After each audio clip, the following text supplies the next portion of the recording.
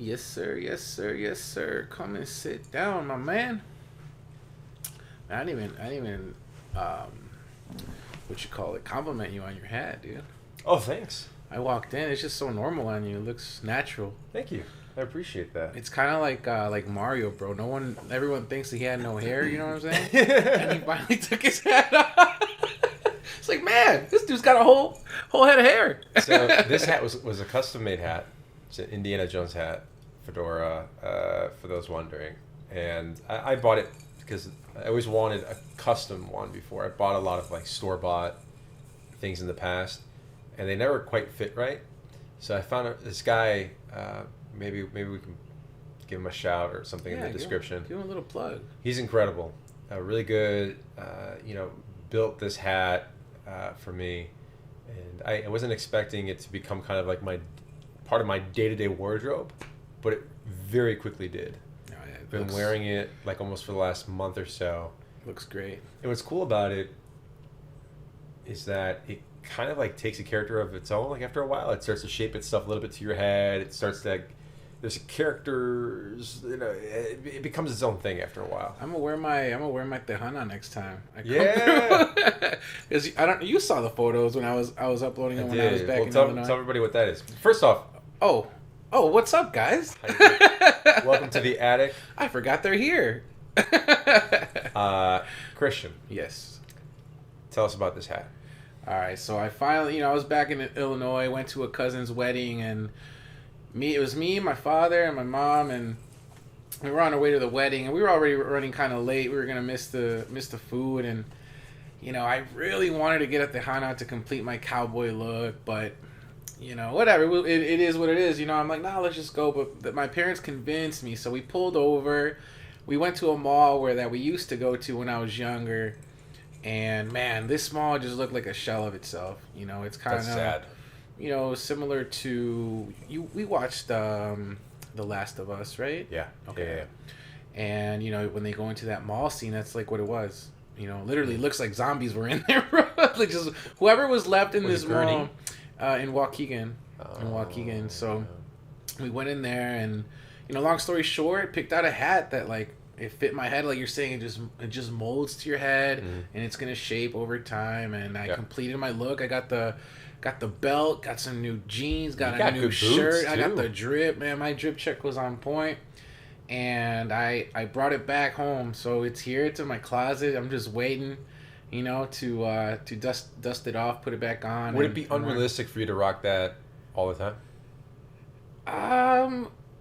I think it's something that like I could rock like on the weekends. Like if it's kind of like it's a fancy hat, It's a fancy hat. You rock that when you go out to events, to parties, concerts. So I'm looking forward to like out here they do a lot of like rodeos and stuff, like for a lot of the Hispanic culture out here does stuff like that, or they go to bailes, dances. I'm trying to go to a concert. So wearing it to stuff like that, I want to lose a little bit more weight so it looks a little bit more cooler. I can rock it right now, but like slim down a little bit. Okay, let me ask you this, because I was thinking about either asking this guy, or going to a shop that is more, I think, authentically. What did you call the hat that you just got? A Tejana. Tejana. Mm-hmm. Okay, so. Which I think got its origin from Texas, because that's like if you're a Tejano, you're someone of Texas. So I think that's kind of like where that Western cowboy style hat started, Okay, so hear me out.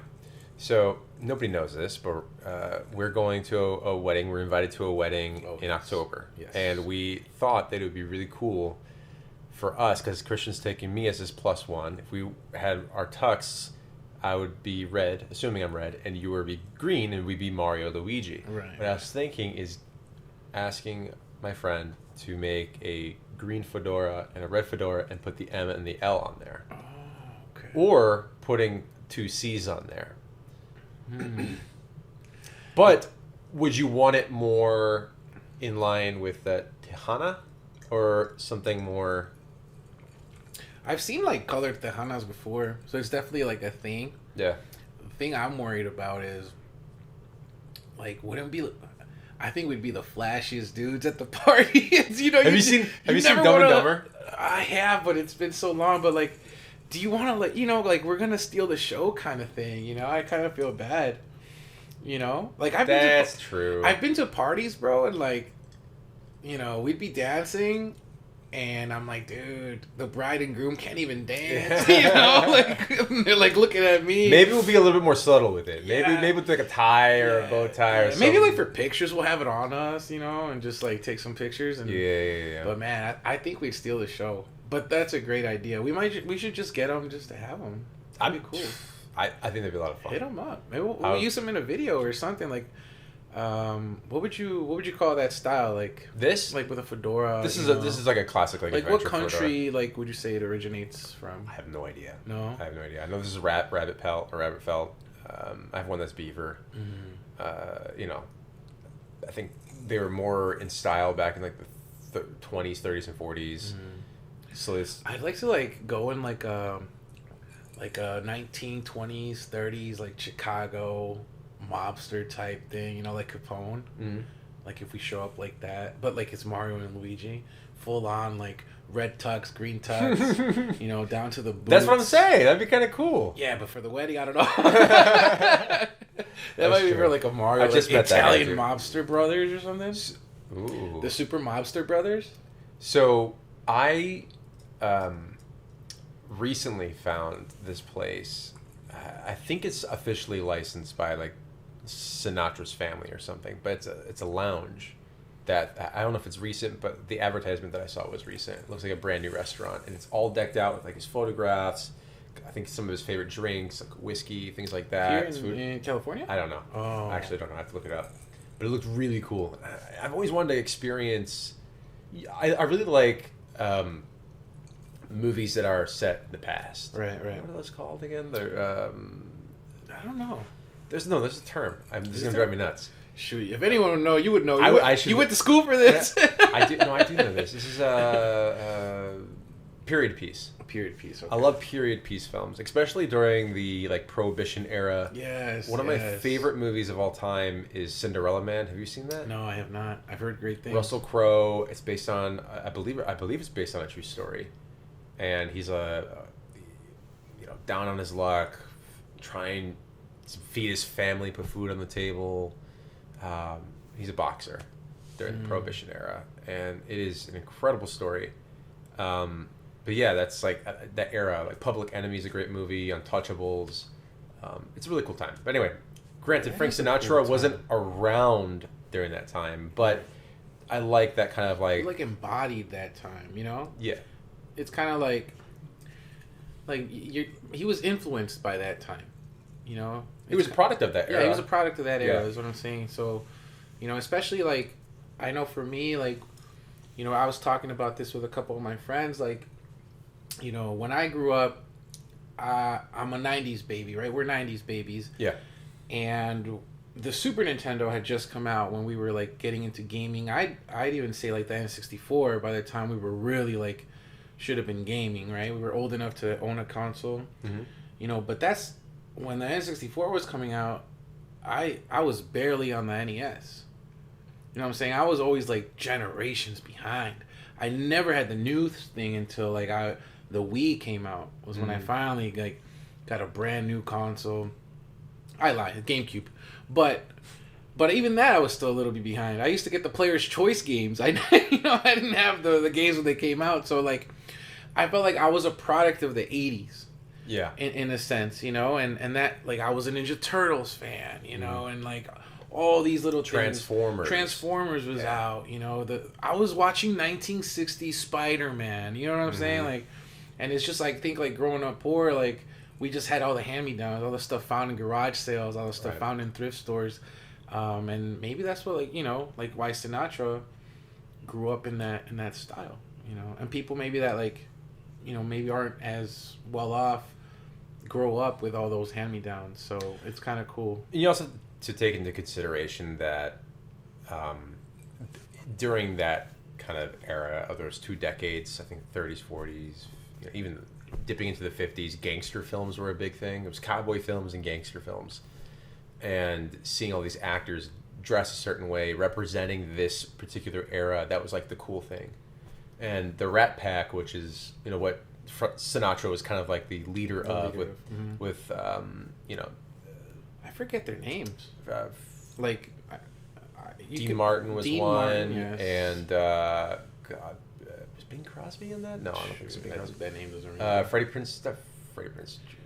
Sammy Davis Jr.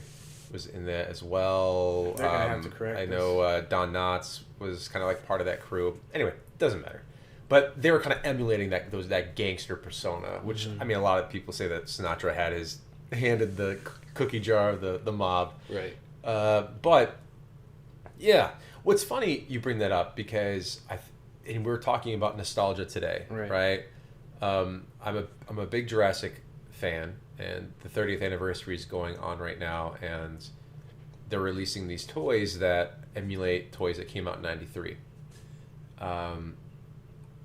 It's very funny that I think nostalgia is a great thing, but I also feel like in a way there's an argument that we're losing our like identity by just continually putting out things from the past. I think it's a lot worse now than it's ever been. Mm-hmm. Why do you think that is? I think the internet, you know, and I think we're also just looking back to an era when we were happier. You know?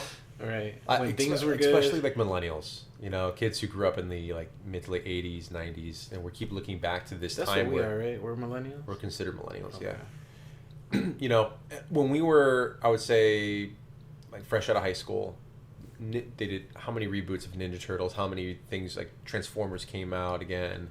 Those are all products of the 80s. Right. Now we're seeing and also I think like the rebirth of superhero films was a huge product of the 80s. I mean, granted, superhero films, comic books have been around forever, but there was that 80s and 90s where there was a huge resurgence of comic books. A whole new generation of readers came out, and I think that the fact that we saw the decade of Marvel and sprinkles of DC was because that generation was creating films. That generation was in charge of media, and now I think we're seeing a shift because it's our decade, right? And we're seeing gaming now at the forefront. Mario, biggest animated movie of all time. Last of Us.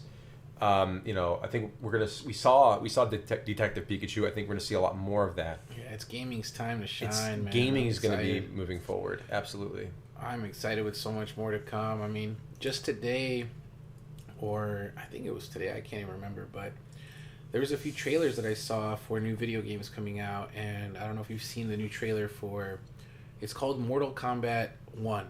So kind of like on topic with reboots and stuff like that. I mean, talk about, you know, bringing back the past. So I think this might be the second or third reboot of Mortal Kombat. You know, I don't really follow it too much, but this trailer looks sick. Yeah. And, you know, a lot of people are praising it, which is like crazy to me. Like, usually when you have this many reboots, people are like, oh, come on, like, just put it in a coffin, you know, like, let it die. Yeah. But man, the graphics of this look so really good, amazing. And like, they had just recently released that Mortal Kombat movie, and I think it did well enough to warrant another one. I haven't seen it. It did pretty well. Yeah, it did decent. Like, it was kind of like on the fence, but I still believe there's a market there. Yeah. Mortal Kombat's always been like that video game franchise that got put on cinema that like survived, right? So it wasn't a blockbuster, but I still think it warrants itself to another movie. There's an audience there. You know, and then there's apparently a new Tekken game coming out and a new Street Fighter coming out. So all the three King of Fighter games are coming out this year. Do you ever watch The Boys? No. The main guy. I've seen the first episode of The Boys. I've seen all the memes of The Boys, I think. The main guy is like the Superman of that group. You're right. I couldn't tell you his name. And then Peacemaker, who's played by John Cena. Apparently, I don't know if this is confirmed or not, but they're apparently going to be in either Street Fighter or Mortal Kombat. I don't know which one or the other. But you know what's cool? In the last Mortal Kombat, I want to say, I don't know, maybe it was 11 or something. I don't know what the last one was, but I haven't played it, but I want to. You got Rambo, You got the Terminator, you got RoboCop, all in the same same game. Yeah. How cool is that? I know. Now, I will say this, and anybody who's played it, maybe you may feel otherwise, but Stallone came back, recorded audio for Rambo. So cool. The RoboCop, I don't know if it was taken from the films or if they got the actor to come back and do lines. It sounded okay to me. Arnold? Did he do the voice? No. Oh. And he has such an iconic voice. Right. It's like you can't. And here's the thing though. There are so many people online that can do pretty darn good Arnold impersonations. Now, the story is that the actor that did the voice was handpicked by Schwarzenegger himself. Uh-huh. If that's true, great. Maybe he doesn't like when people kind of mock him or whatever. And maybe this guy is a little bit more respectful. I don't know. I don't know the story. But to me, it's not it. Just wasn't it takes you out of it, 100%. Rambo, like, it's so cool. Granted, like, it's you can tell it's like older Stallone, right? A little bit more gruff, mm-hmm. but it's still him. So it's just cool to see that. But man, yeah, I'm just I'm excited, man. I just. And they know this is why it's working, because people like you and I are excited to see this. Some people our age, have their kids already that they're like now starting and putting them into. Well, that's the thing. Getting them into it. Yeah. So it's just like a rebirth of a whole new generation. Yeah. So I'm here for it, man. I remember when we were in high school and all these new movies were coming out. We were just like in anticipation, like, when's the next one gonna come? Right. And then it would be like, oh, it's not coming out for another 3-4 years. And I remember we'd be kids and like, oh man, you mean we're gonna have to wait like 10-15 years until, and like here we are, 15 years later from graduation, and we're still excited to see this movie. Like the new Transformers movie, I can't wait to see it. It looks good. Beast Wars. I just recently almost watched Bumblebee. You fell asleep. I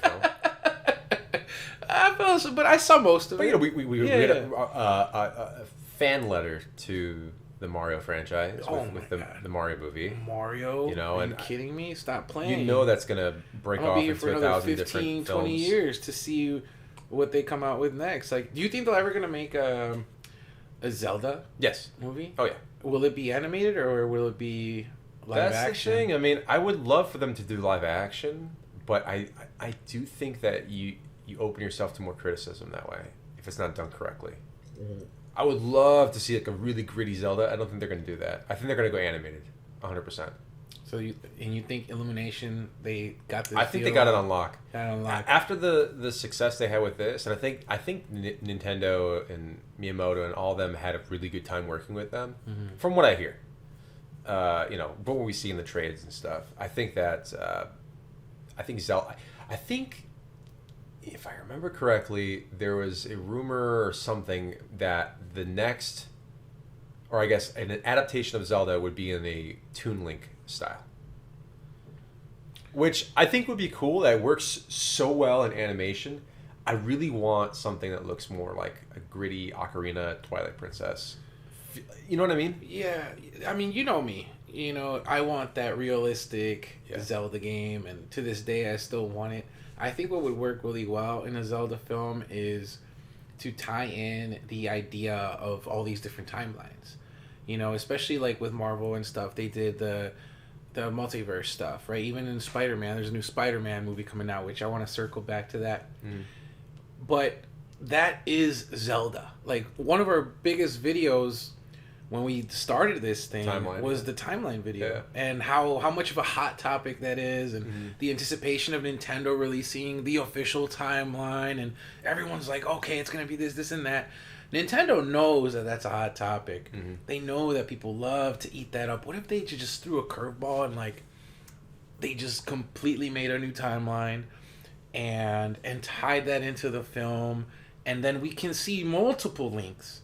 Because if there's any franchise that Nintendo has that can, what's the word I'm looking for, that could help itself to that, would be Legend of Zelda. And if you see like Link cross into a different world, goes into a different dimension, and he meets the Link from this timeline, and they gotta join timelines together to defeat Ganon or something, right? That would be sick. It would be amazing. I've always wanted a video game like that, kind of like Sonic Generations, right? Mm-hmm. You have these two Sonics from different eras, completely different styles joined together to defeat not one but two Eggmans. They're completely different. I feel though that it's too early for that. I feel like for Zelda you need to build up to something like that. Right. I think for the first film, I think you should throw them in the right, and at the end they're like teasing putting the sword, but there's already another Link like taking out the sword or something. So, yeah, you could do a lot of different things with that. I think though for the first film you have to. Right. But that's what I'm saying. Like we're gonna we're talking about it now, but like let's say the movie would come out 5 years from now. Yeah. We'll be here if God willing. For another 15, 20 years, and after 20 years, we'll finally get that movie of like the multiverse Link. I think we're gonna get that soon. But you know what I'm saying? Like I'm gonna be here. I'm here for the long haul, man. Yeah. Like until till the wheels fall off. So I'm excited. The lore. Remind me if maybe I'm incorrect here. There's been several different Links. There's been several different Zeldas. And even though Ganon, or the spirit of Ganon, looks different in each game, that's still the same Ganon throughout. It's like the same soul, essentially. Man, that's the thing. Like my knowledge of the lore has been a little rusty. I remember I think my lore extends into the video that we made, and when the book came out, and from what I remember. The timeline split happened with Ocarina of Time. Right. And you essentially had two different Links. Three different Links, right, that split off and did their own thing. But if that's the case, then there's got to be three different Ganons, three different Zeldas, right? Or no? I'm honestly interested. Like, Tears of the Kingdom just came out. And I watched a little bit of it, and from the little bit that I saw, I'm like, wait a minute, is that tying in this Zelda game? I don't want to say it because, you don't want any spoilers, but then I never beat Breath of the Wild, and I just started playing that, and there's still games that I never beat that I'd like to beat, and it's something that, we talked about in the past, I don't know if we'll ever do a series or something like that, but, to finish games that, we never completed, or maybe we never even started. Right. But I know one of them that you beat that I haven't was Skyward Sword. Oh yeah. And I just didn't like the art style. I played it for a little bit. It felt like it was holding my hand too much, and I didn't like it. But it starts off that way. Yeah. I think every Zelda game to an extent starts off that way. Breath of the Wild doesn't really. No, Breath of the Wild is just you're gonna die. the plateau kind of acts as the tutorial, but at the same time, it's very much. You figure it out. Right, it helps you figure it out, and now, like I was telling you, I really genuinely enjoyed it, and I haven't had this feeling. I really enjoyed it, and I'm like, dude, I want to beat this game, and I want to beat it 100%. Unfortunately, I have the Wii U version, and I won't be able to download legally the the DLC of it, and I don't have a Switch, but I want to beat all these other games now, and then I'll have a definitive answer on this timeline. That's a big thing you're saying there. You want to play all the 3D main title Zeldas, or you want to play all the Zeldas like Minish Cap, Spirit Tracks? I've played Minish Cap. It's my favorite handheld Zelda game. Now, granted, I haven't played A Link to the Between Worlds, which I've heard was just going to talk about. That was an amazing game. Yeah, that's I've heard that, but I've never played A Link to the Past either. I've played it, but I never beat it. You can enjoy A Link Between Worlds without playing. Right, but that's the game I was playing when my Switch got stolen. I had just started. I was like, I'm gonna. Isn't that Link's Awakening? No, I was playing A Link to the Past on the Super Nintendo. Oh, I thought there's how Nintendo did they remade Link's Awakening. Link's Awakening. Yeah. Right. With okay. the chibis. So you're playing the SNES. I was playing the Super Nintendo console. Yeah, on the Virtual Console. I was like, I'm gonna beat all these other games I hadn't beaten, and I was playing Link to the Past, and I was gonna on the Switch. Right. I was playing Breath of the Wild on the Wii U, and then they stole my Switch, and that was that. But just Zelda is such a core thing to me, and I'm glad. It's like, you know what they say when maybe you're going through some tough times, you're a little depressed, you just gotta find yourself. Like Zelda, playing Zelda, it grounds me. Helps me find myself. Like I think, like knowing that I'm enjoying it, knows that I found myself. You know what I mean? If that makes any sense. So I think a lot of people have that, whether it be like a movie, an album, something you used to enjoy. Maybe you don't enjoy it anymore. I think it's because you don't enjoy yourself. Like you don't enjoy who you are, who you've become. But once you start enjoying that, you'll find love in those things that like made you. You're you again. I think as you know, we all have that transition period in our life where you lose yourself. Yeah. You know, and it's an amazing feeling when you know you found yourself again, and it's great. So if anyone's going through some stuff, keep going, don't stop, never settle. You'll find yourself. It might be 3 years, might be 20, but keep going. It's funny you say that because two things. One, Zelda to me is one of those instant nostalgia feels. I can, you know, if ever I'm feeling kind of or, you know, like it's the day's dragging, you're tired, you need some kind of energy boost, I will put on the Ocarina of Time soundtrack and just listen to it in the car from like beginning to end. And like when the main menu music hits, it's like, oh, okay. I talked to my brother a lot about Ocarina specifically because it's funny, you go back and you play the game and it's like, okay, it's very much a product of the N64 era, you know, a lot of textures on polygons and stuff, which to me, I love that aesthetic. I think that looks really good. I think Nintendo first party games aged pretty well because they knew how to texture certain boxes and polygons and this and that.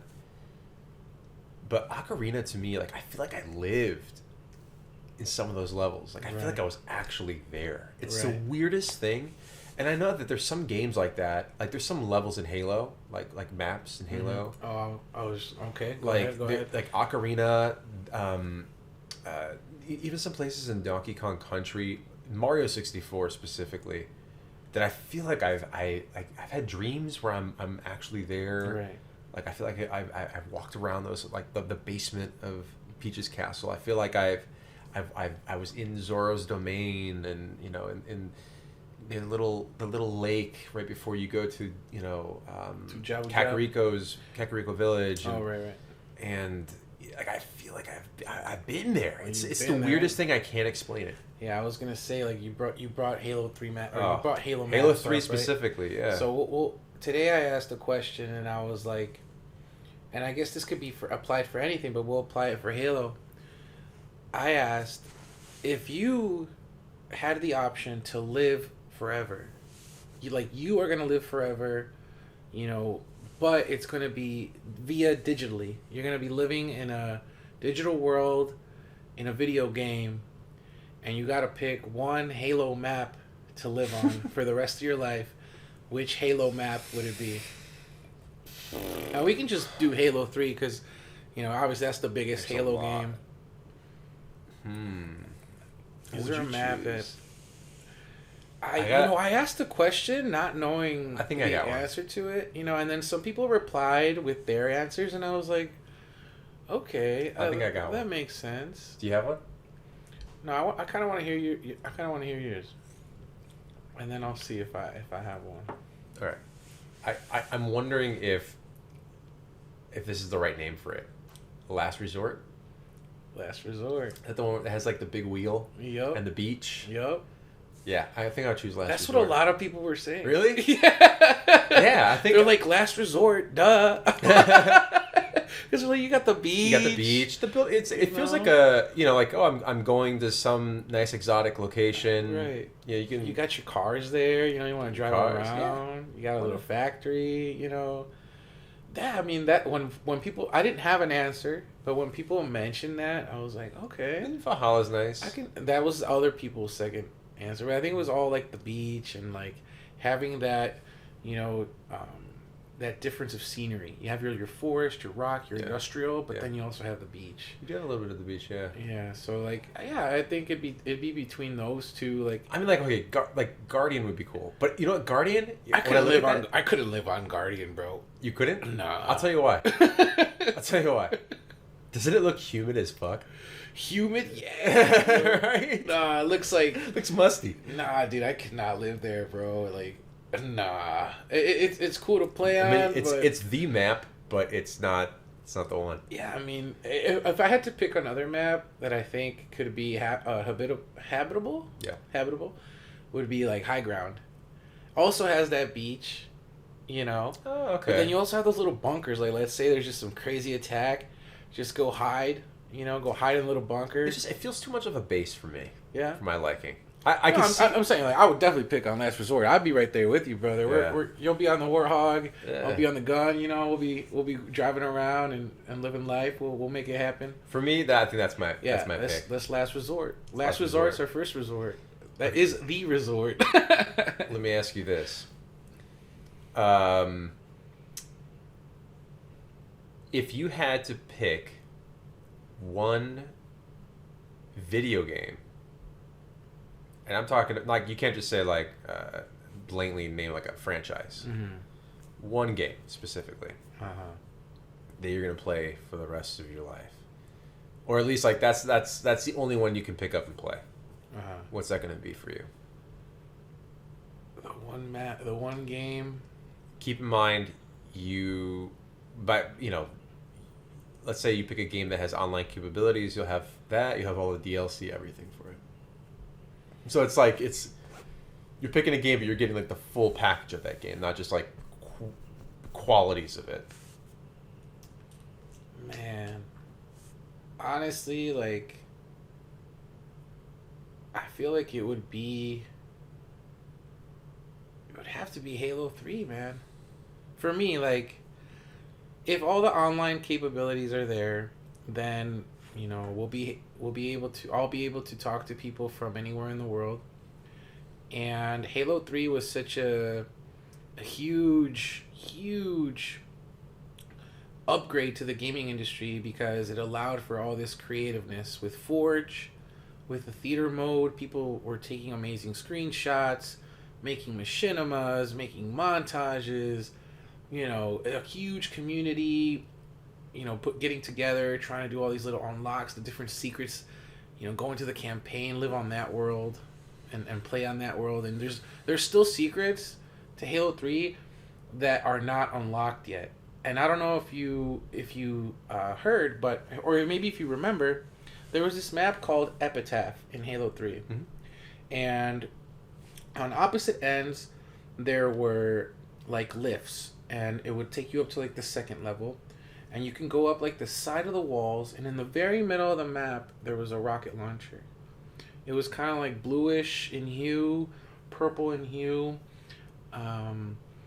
Anyways, this map is in the background of a new novel that's coming out titled Halo Epitaph.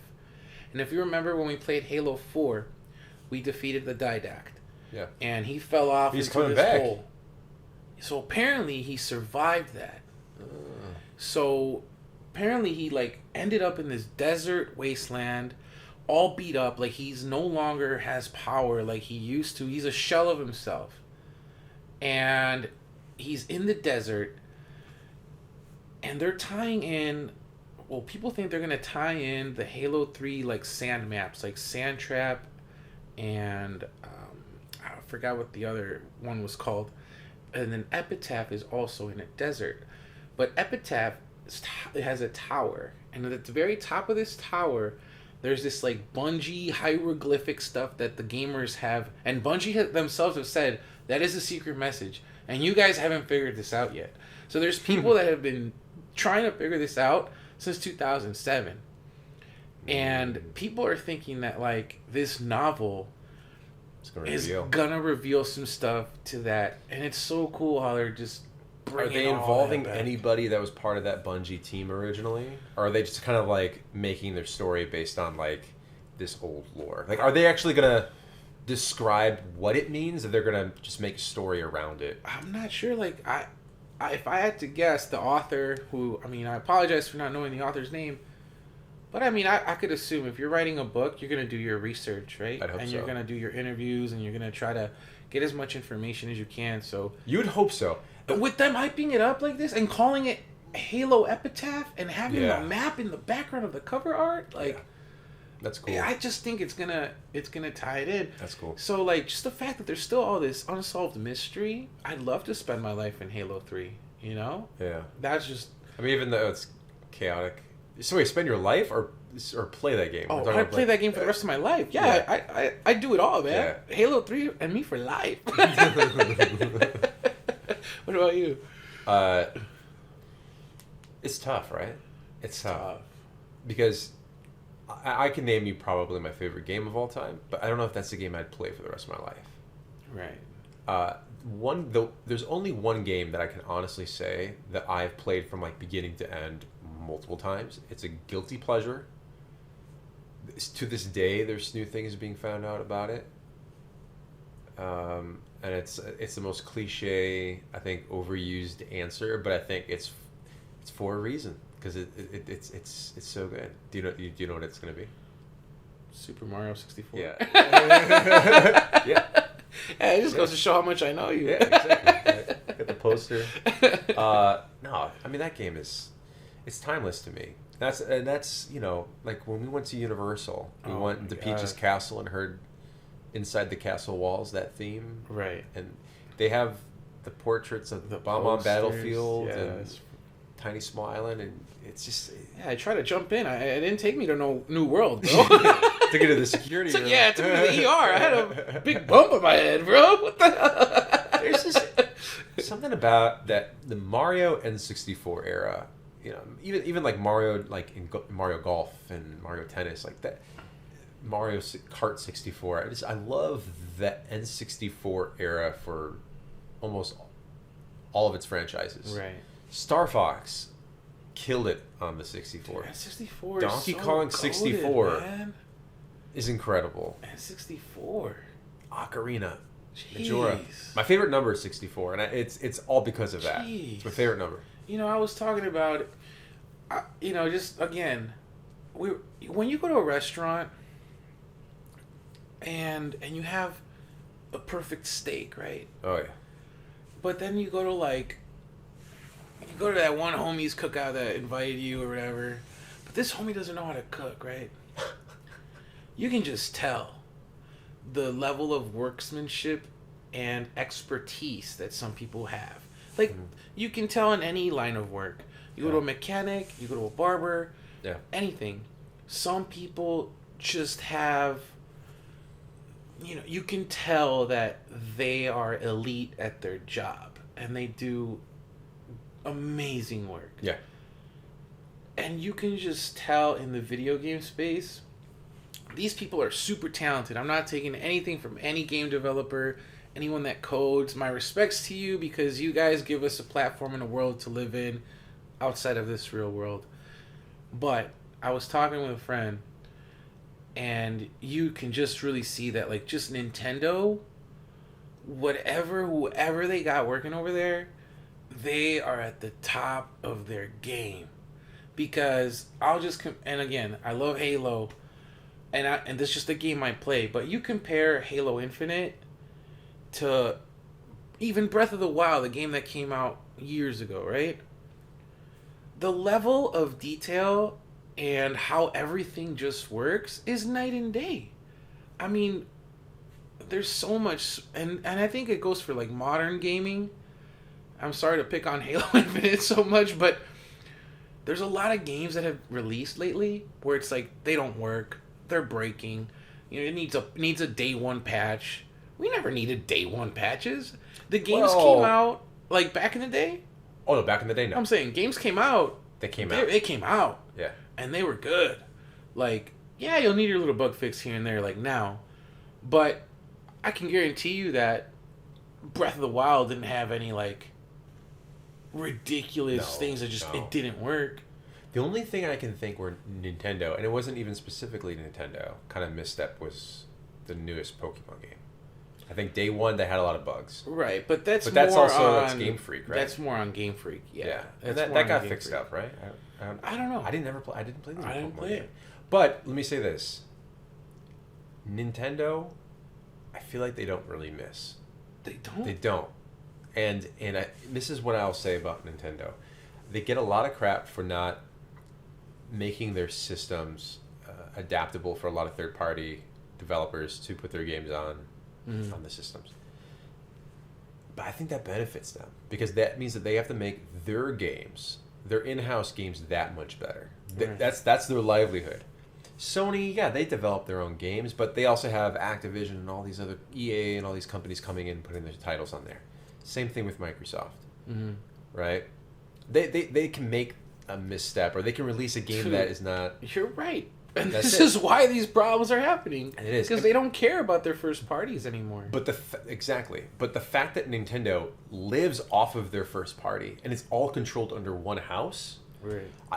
I don't know the validity of this either, but apparently they're very hard on their workers in Japan, at Nintendo specifically. Right. They're very very like they know what they know what it takes to get from point A to point B. I mean, look Sakurai when he was making Smash. Like he was there coding himself. He had wrist issues, health problems. He was hospitalized. The man's coding with two hands, two different computers. Boom, boom, boom, boom, boom.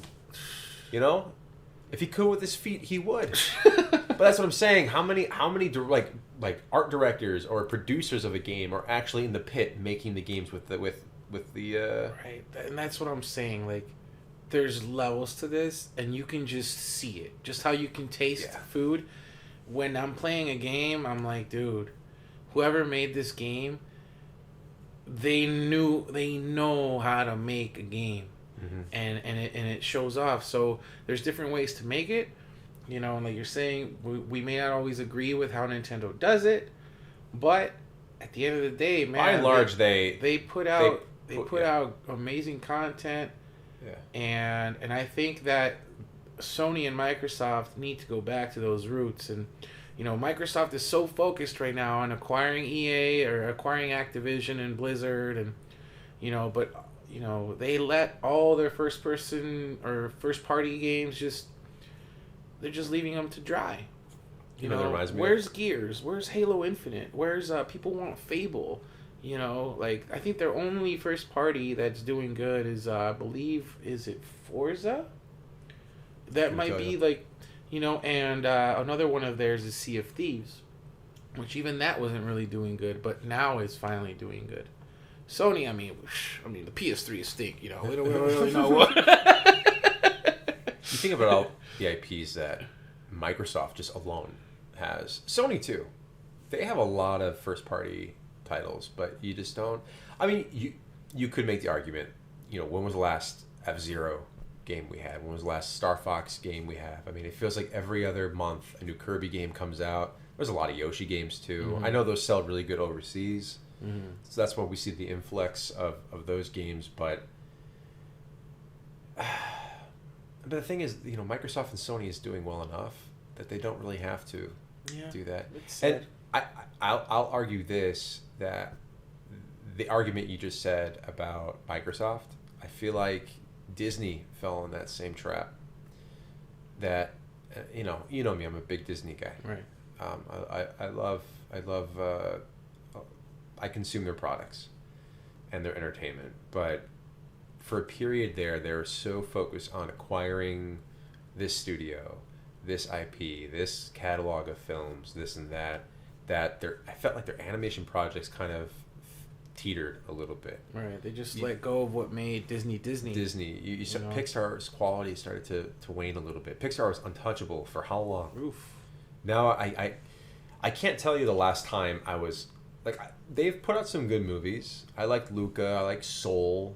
Oh, dude, Soul was great. Soul was great. But I feel like the last good like up and down, like this is classic Pixar, was Coco. Oh yeah, 100%. That was like the last big one.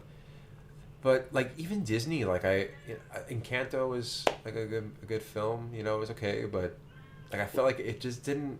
something.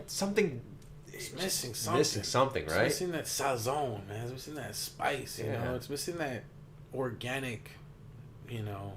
And like Disney was putting out, like their live action department right now is. I mean, there hasn't been a live action Star Wars, so to speak, in a while, but you know, it's Marvel, Star Wars, and it's kind of like rinse and repeat. And then they have their live action remakes. Mm-hmm. For a while, though, I mean, they were making a lot of cool original films that were going out in the theaters, and they're pushing, you know, the bar and family live action entertainment. And, you know, Pirates of the Caribbean was like their big in-house IP that, you know, yeah, you could say it was based on an already existing IP, but that was a theme park ride. Right. But like, there's just the originality it's no longer there. You know, I think. Do you think they'll get back to that ever? Do you? Yes and no. No. I mean, I think, you know, with the administration change, going back to the hands of Iger, and his emphasis on putting dollars behind like storytelling and the creatives instead of nickel and diming and the strategy that the previous CEO had, that is encouraging. The thing, though, is I think they're going to lean in a little bit more on the things that are guaranteed successes for them. But we're also, I think, for the first time in, you know, a long time, we're seeing the star power and the excitement for Marvel starting to fade. Right. So like you can't put all, what's the saying? Eggs in one basket. Eggs in a basket. Yeah. You know, and the live actions, you know, they're kind of polarizing. You know, people are either super excited for this Little Mermaid or they aren't. And it's not out yet. No. No. And like, you know, Star Wars, you know, it's doing well on streaming for Disney Plus, but like, you know, you're teeter-tottering, like, we're losing subscribers every month. How do we keep them consistent? They're only subscribing for one series and they dip.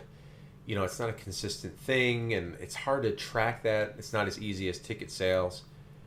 And, you know, and also Star Wars, I mean, you could argue that it was completely a polarizing thing when it was in theaters. You know, the Force Awakens came out, it did very, very well. And then it was diminishing returns from Last Jedi, which completely split the fandom. You got, Return of the Jedi, Return of the Rise of Skywalker, that kind of did the same thing. Rogue One did very, very well for them. Solo was bombed in the box office. So it's like, where is the folk? Like, I was gonna say, and then like things like The Mandalorian, which are doing super well. You know, they kind of like, what's the word I'm looking for? It entices them or motivates them to keep going that route, going the series route and streaming. And which they recently announced 3 new Star Wars movies for theaters, but they've also in the last 5 years have announced several Disney-led Star Wars projects that quietly get canceled. Before they're scrapped. I'm gonna definitely we have to make an episode on this eventually. So, like, they made these big announcements for 3 new movies. They're bringing back Rey for one of them.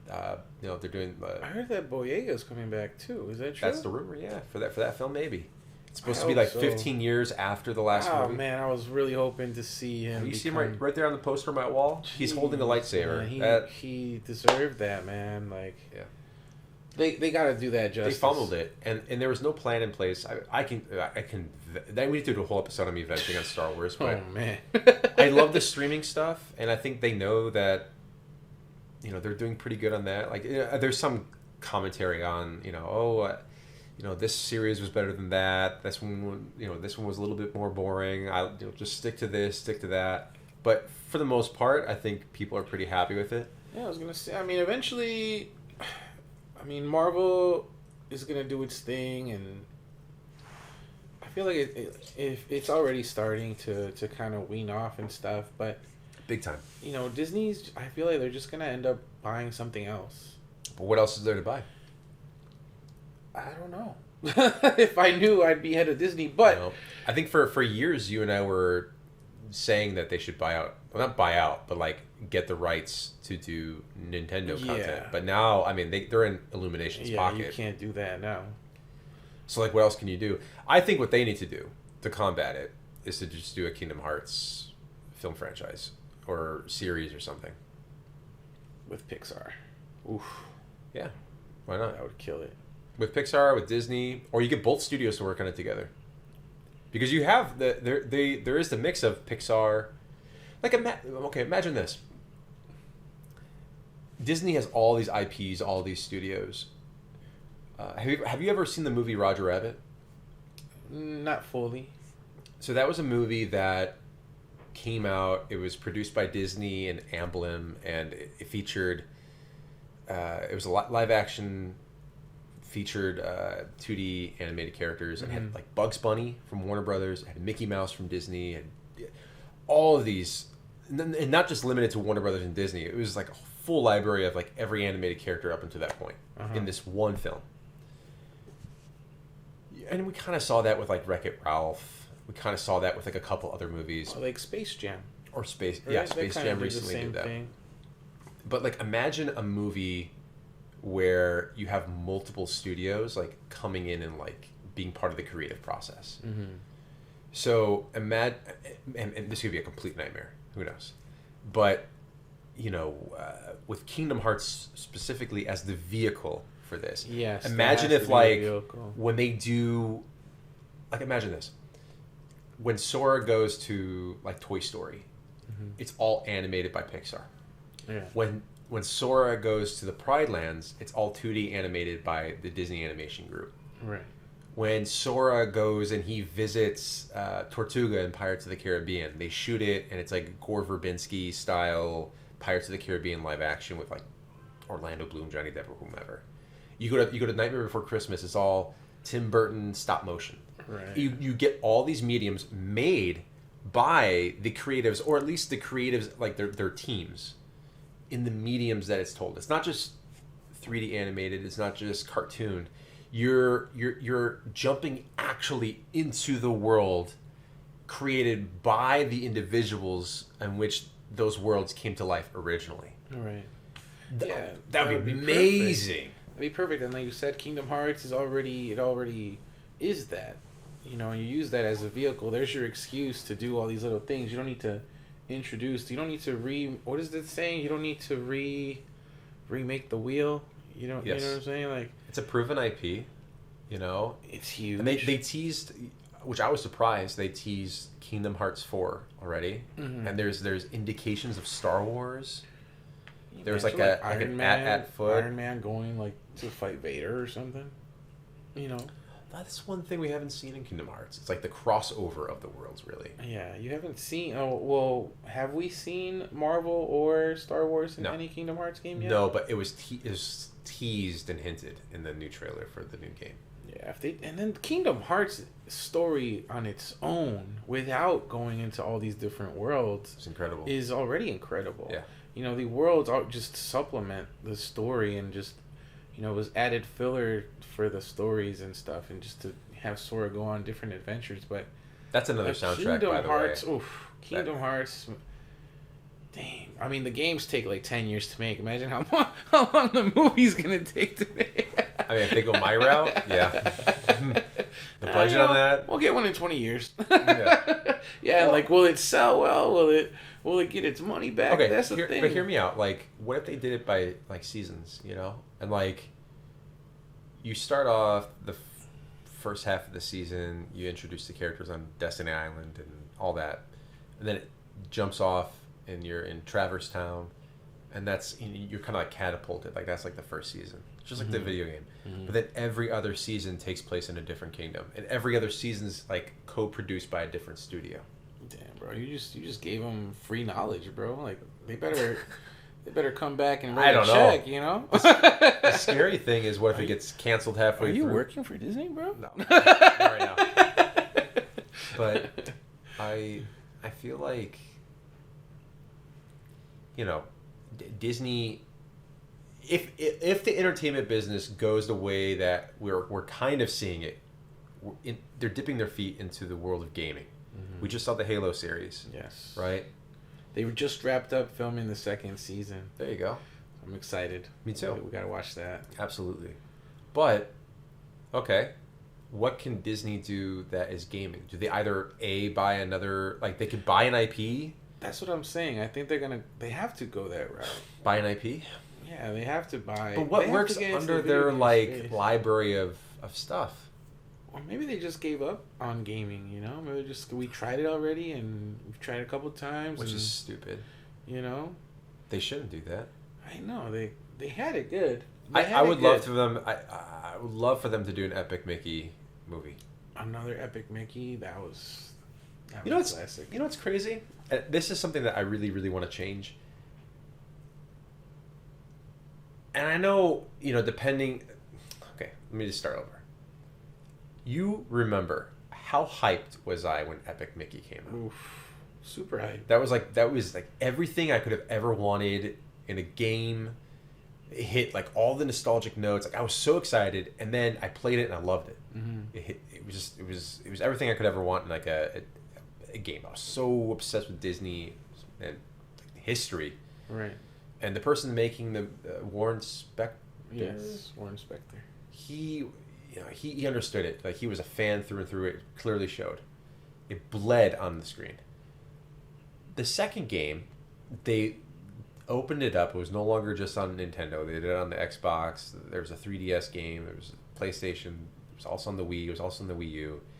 And depending on which version you played, you either had a really good experience or a really bad experience. Him and his team, I believe, only worked on the Wii version. Mm-hmm. And then they kind of gave it to a third-party company to adapt and port it to the other ones. So I've never really played the second game, which is shocking to me because I loved the first one. It's not like I had a bad experience, and Oswald is more at the forefront. I got it on the Wii U, and like I played a little bit, but then like 1,000 things were going on in my life at the time that I didn't have a chance to sit down and play it, and I don't even think I turned it on and I just didn't play it. Now I heard that you're better off playing it on the Wii, and I think in my mind I'm like, okay, I want to experience it on the Wii with the motion controls and everything like that. Mm-hmm. But I haven't done it yet. Isn't that weird? It I mean, is. you remember I was hyped, yeah. man. No, we did our first brand deal with Disney for that. Remember? That was the coolest. Yes. That time on our channel, it was the coolest, most exciting time. Getting that package, right? We were like, oh my god. They sent us games. We gave them out to our viewers, and it was such a cool thing. That was cool. That's what I'm saying. There's so many games that we haven't beat yet. I don't know, man. That's what I'm saying. Hey, we're speaking into existence. If people want to see that, I think there's a market for that. Whether it's a video, whether it's a live stream, whether it's something we do in person, like at a, something. But I think that's something we should do because I know it's a gamer thing. We all have that back catalog of games we just never finished, and there's certain ones that would be at the top of that back catalog. So. I have a lot of those. I have a lot of games that I've started and haven't beaten.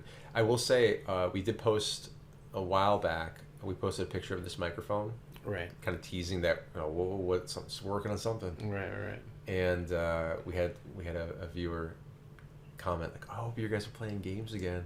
Did they really? Yeah. Oh snaps! So it's something I will say we've been talking about. Maybe in some form or another. I just see like. You've mentioned them so many times, but shout out to JABOODY Dubs.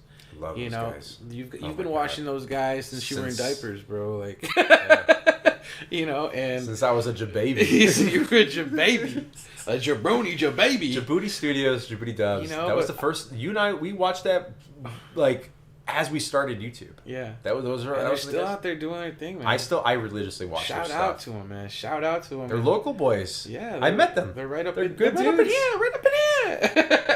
I'll say this. Yeah, I'll say this. We gotta do what they do. Well, not it, but our version. Yes. We'll get there eventually. We will. Absolutely. That's right up our alley. Absolutely. Yeah. I want to say this really quick.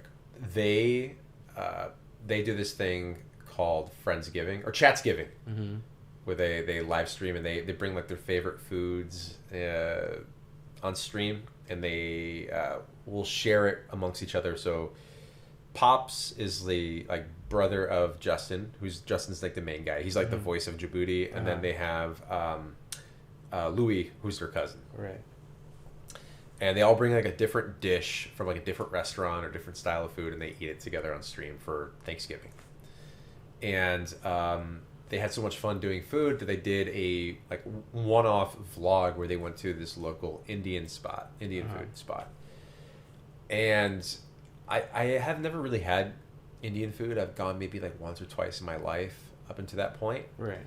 Because like it's not as like easily accessible, at least where we were growing up. Right. Like Chinese food, like it's on almost every corner in Right. Illinois.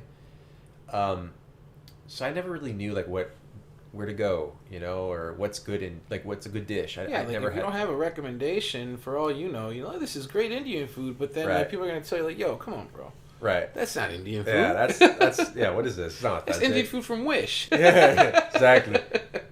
But so anyway, they vlogged that I'm going to this Indian restaurant, and I was like, they're talking about where it is because they live around here, and it was literally like 10-15 minutes away from me. Oh, I think I remember you talking. Have I taken you there yet? No. I don't think you have. I don't think I've had Indian food. I'm gonna take you there. Okay. It'll change your life.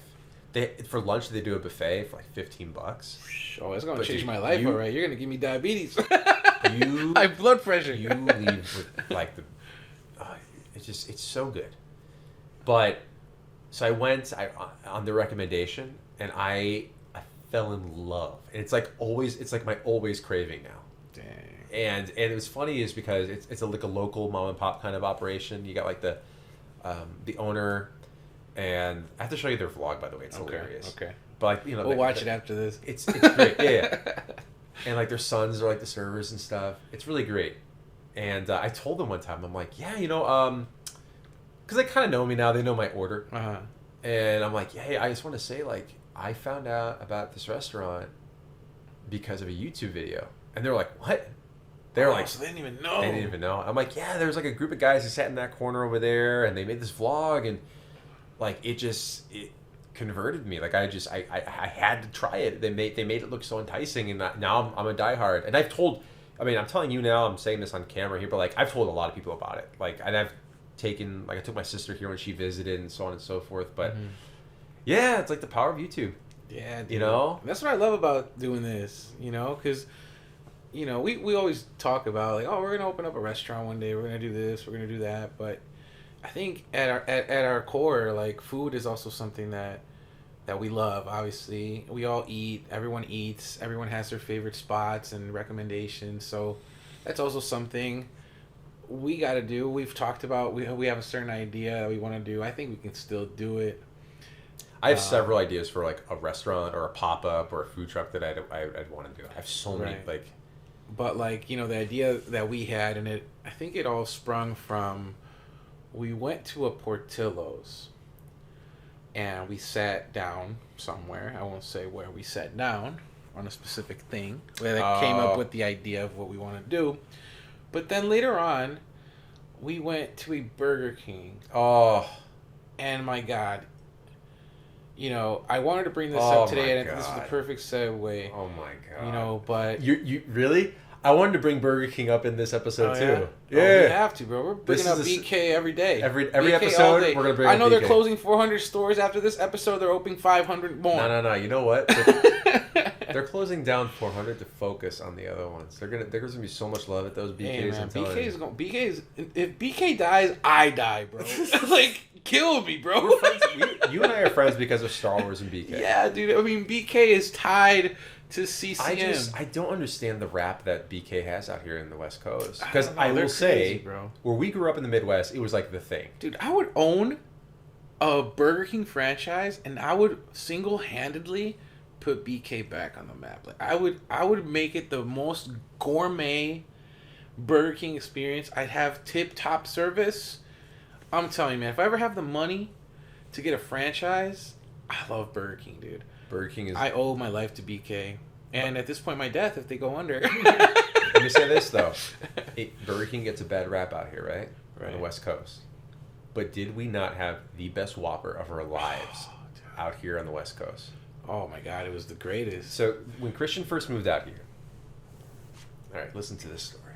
Listen, I'm repositioning myself. Trip on this. Trip on this. Christian first moved out here. We'd hit up different places, and we'd make it like an event. Like, we'd go and we'd enjoy ourselves. And one night we just found ourselves very, very late at night at a Burger King. Mm-hmm. Didn't think. Oh man, Donkey Kong. Come on, I think Donkey Kong wants a Whopper. We'll wrap this story up, but we gotta tell this story. We gotta tell this story, Donkey Kong. DK, come on, bro. Come on. We're talking about BK, DK. Come on, DK, BK. That's the promote. You did that promotion. Oh my god. So we go, and like you can see like they're it felt like maybe they're closing down or whatever. Like the guys in the back, they're blasting their own music. They're like having a good time. Blasting the tunes. We ordered what? It was like a Western style Whopper. Yes, the Western double Whopper. I don't know what the heck they put in it or what was going on that day, but it was like the freshest, the tastiest. We sat on a curb. We ordered our food. We sat down. We're like in the parking lot. It was first off, setting wise, one of the nicest, perfect. Like you cannot describe a nicer night. And what's cool about that area is that it's all like neon stuff, like lightings and stuff. It felt like we're in the 80s. Yeah, like nostalgic, like movie style 1980s. It felt like we just paid like a quarter to get like that burger. Like back in the day, they were so cheap. Like we just paid like $1 for. I don't think we're in this dimension. I think we traveled that day. But let me just say that Whopper, and we had fries. You got onion rings too, didn't you? I think I got you. Did you get onion rings? And I got chicken fries. We went all out. We got it out, man. And we got the Dr. P with the Coke. Yeah, you have the black gold. Stop playing, bro. But it was that Whopper. I maybe had Burger King. Sadly, maybe 2 or 3 times after. And that was like 2 years ago. Yeah, I maybe had it like twice. But I can't describe it. It was like better than restaurant quality. Yes. For a cheeseburger, I couldn't believe how good it was. Ask it. We didn't ask it that way. They just came like that.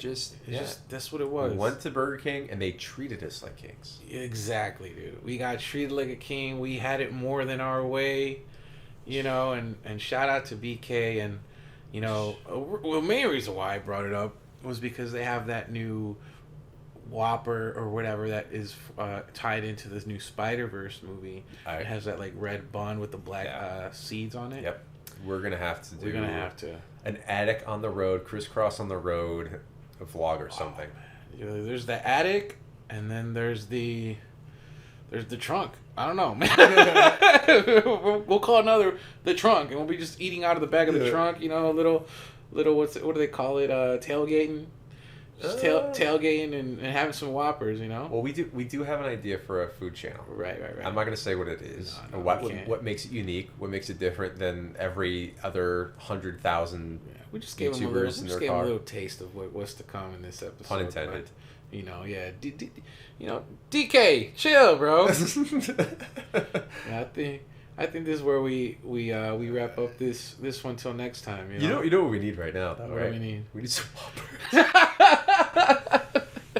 Yes, my heart is saying give me a Whopper. I know we just ate, but couldn't you go for a Whopper right now? I could, but we'll see. If this video gets like, I don't know, 2 likes or something, maybe we'll have a Whopper on the next episode. For the stars. If we have Whoppers in the next episode, all you're gonna hear is like the crinkling of They won't hear a thing, bro. We're gonna get a buffet of Whopper. We're gonna be just munching and chomping the whole thing. So it'll be great. I think a food-related episode is definitely in our future. It's due. It's coming.